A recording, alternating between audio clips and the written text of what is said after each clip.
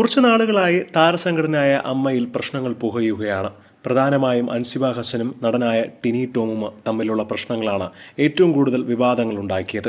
ഇപ്പോഴിതാ ടിനി ടോമിനെതിരെ നടി അൻസിബ ഹസൻ നൽകിയ പരാതിയിൽ കേസെടുക്കാനാവില്ലെന്ന് ആദ്യം പോലീസ് പറഞ്ഞിട്ടുണ്ടെങ്കിലും പക്ഷേ ഇതിനെ പൂർണ്ണമായും തള്ളിയിരിക്കുകയാണ് ഇപ്പോൾ കോടതി. അൻസിബയ്ക്കെതിരായ ജിഹാദി പരാമർശം തമാശയ്ക്ക് വിളിച്ചത് എന്ന പോലീസ് റിപ്പോർട്ടാണ് കോടതി തള്ളിയത്. ടിനി ടോമിനെതിരെ പ്രഥമ ദൃഷ്ടിയ തെളിവുണ്ടെന്നും നീനാക്കുറുപ്പിന്റെ സാക്ഷിമൊഴികളിലും ഇക്കാര്യമുണ്ടെന്നുമാണ് കോടതി ഉത്തരവിലുള്ളത്.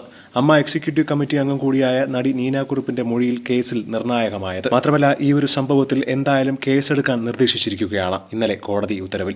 അൻസിബയുടെ പരാതിയിൽ വിശദമായ അന്വേഷണം വേണമെന്നും സ്ത്രീത്വത്തെ അപമാനിക്കലടക്കമുള്ള പരാതികൾ എല്ലാം അന്വേഷിക്കണമെന്നും കോടതി നിർദ്ദേശത്തിലുണ്ട്. ഇത് അൻസിബയുടെ വിജയം തന്നെയാണ്.